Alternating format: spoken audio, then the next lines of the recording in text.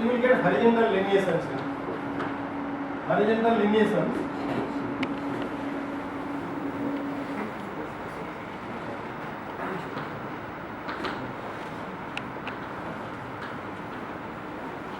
Horizontal lineation is simple shear dominated strike slip.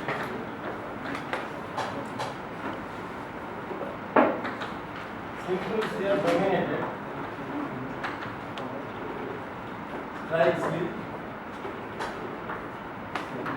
Understood this part, na? Then, if it is a pure shear dominated, it is vertical lineation. Vertical lineation you will get in a pure shear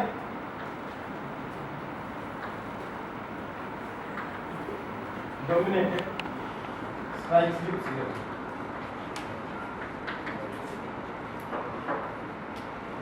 To understand this part, na? So depending on the percentage, I gave you a scale, na? Depending on the percentage, so you may get this type of lineation. This is pure shear dominated. This is simple shear dominated.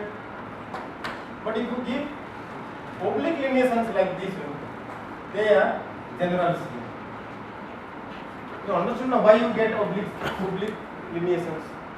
In plan view or section view or oblique view? Wherever you will get the lineations, na, you see, you have a strike slip here. This is the strike slip here. So where you will get the lineations?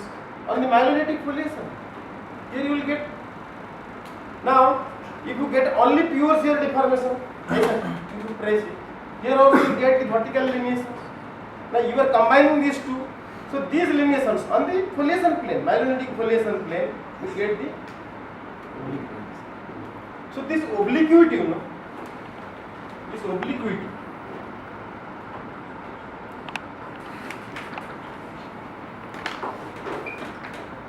will indicate something, not exactly the percentage or percentage of general shear. कितना pure share है, कितना simple share है, rough it will tell you. What it want to measure? It want to measure the proportion of simple shear and pure shear. Then we have to do this grain size analysis. Grain size analysis. इसका अंदर जो grains है, we have to measure their long dimension, short dimension, intermediate dimension. So then we can plot some graphs. You understood, na? Then we plot some graph to know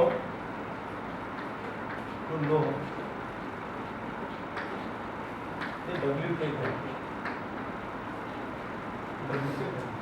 So you can say how much is pure shear, how much is simple shear. To know the WK value. But this lineation will tell you. So a strike slip shear zone, not necessarily to show a horizontal lineation. That is what I want to tell you. Always don't accept, always don't expect that you will get horizontal lineation to say it is a strike slip shear. It may be a strike slip shear zone, still then the lineation may be oblique. Lineation may be vertical also in a strike slip shear zone. Like observing a vertical lineation, don't say it is a thrust or a normal slip fault. It could be also a strike slip shear zone, but pure shear is dominating. So this is what happens in case of a transpression setting.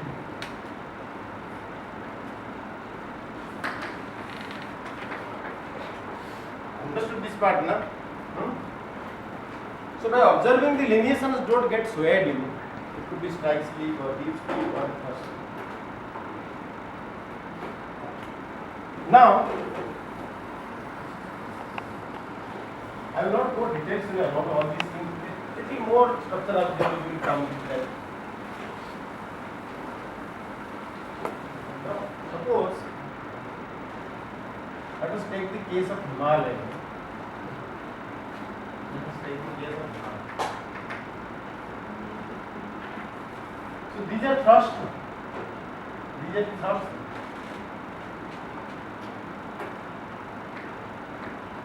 These are thrust.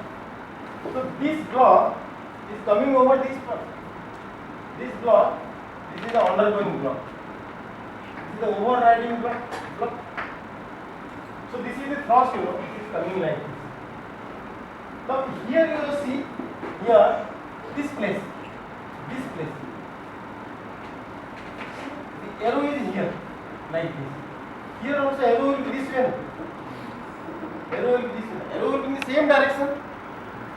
Here also arrow will be like this. You see? Everywhere arrow is like this. This is the direction of movement of the plate. But this margin, is of different orientation. The margin is of different orientation. This is the direction of movement of Indian plate. So this way subduction is happening. This way it should subduct, and this is the orientation of the subduction plate.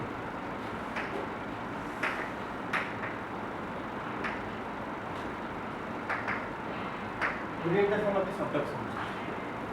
So here, if I just ask you, what type of deformation is here, and what type of deformation here, what type of deformation here, you are able to understand the point.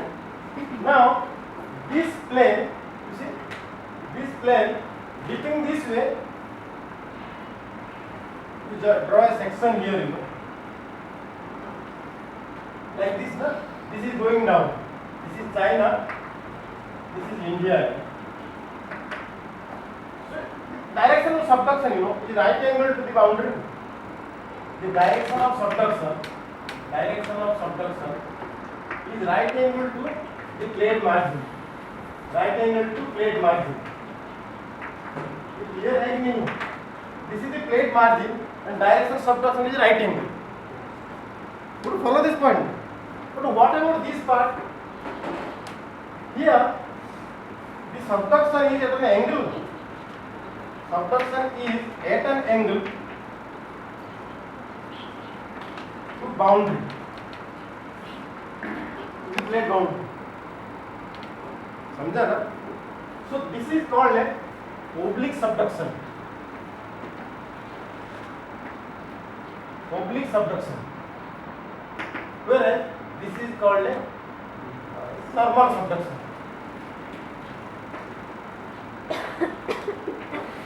Normal. So now, what type of deformation will go here? What type of deformation will go here? Here, this is the right angle subduction. So here will be, the lineations will be vertical.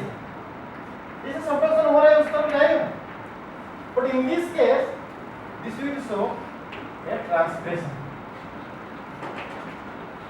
Oblique subductions will show transgression. The boundary is like this, but subduction is this way. So there will be strike slip component as well as dip slip component. So these are zone of transgression. So transgressions occur in oblique subduction zone. Oblique convergence.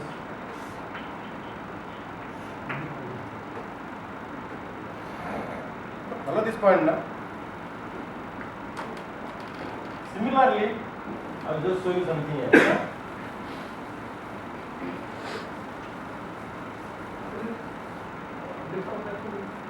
Oblique subduction means, like this is a subduction zone. It is going down. So this is the plate margin.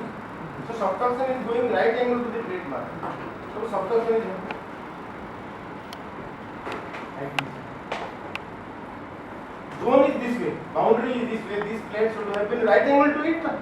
Yes, sir. Instead of going this way, it is going oblique.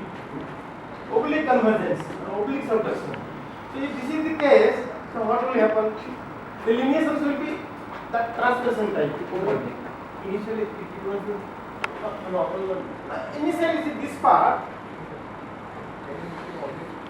Here is the normal subduction. Oblique is here. The boundary is at an angle to the direction of subduction. Understood? ठीक है? So like this, you have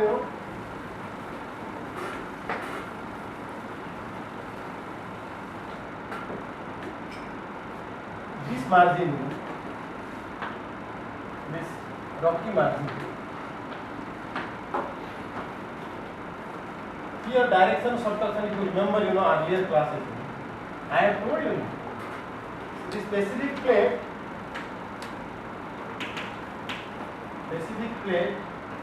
is subducting under American plate, US plate, North American plate. So this is oblique subduction.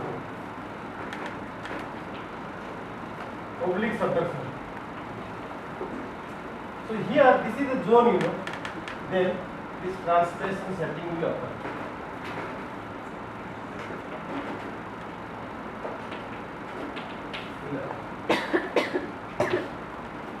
Okay, so oblique subduction. You can observe. Now,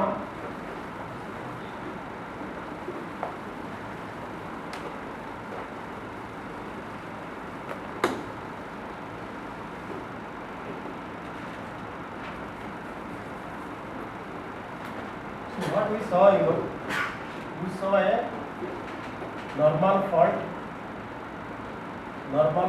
or the extensional setting.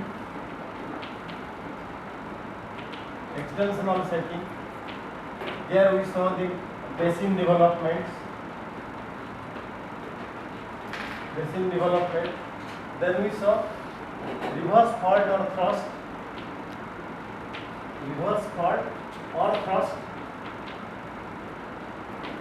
Where we got this fold thrust belt, fold thrust belt, then fault bend fold, fault propagation fold. Those things we saw. Fault propagation fold we saw. Then detachment fold we saw.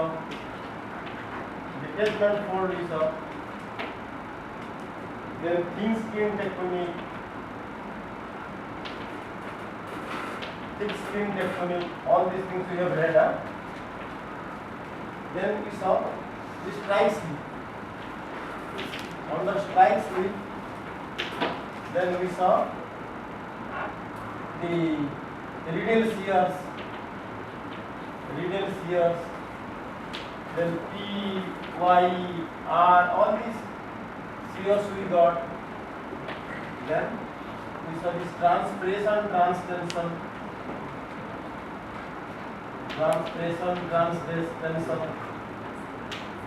restraining band, releasing band.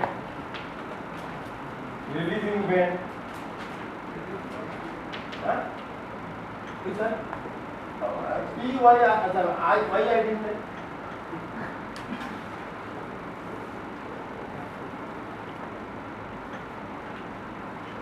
So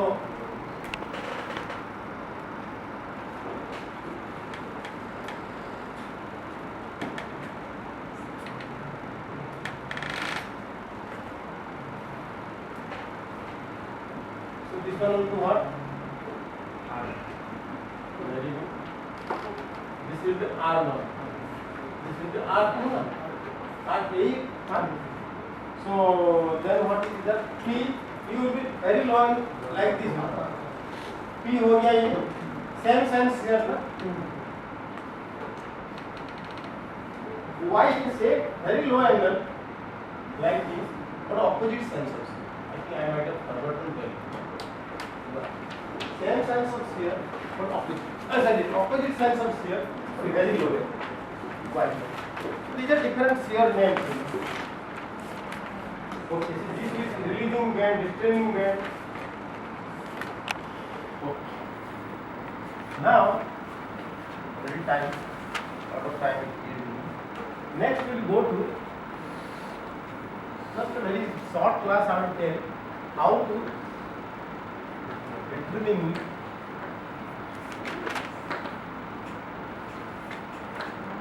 LEO stress. How to determine stress condition, during the formation of these faults. Putting next class. Therefore, I suggest you just bring a stereo to the next class. Stereo one tracing paper. Just one exercise I will do in the class that may help you. Stereo tracing paper and your geometry box. I'll just explain what is failure stress and how to determine it, in this fault analysis. Bhuvan, we try for some tracing papers, some stereo nets. Okay. So maybe 40 pieces, 40 pages you can get. But pencil rubber you get. But some people expect it. Okay.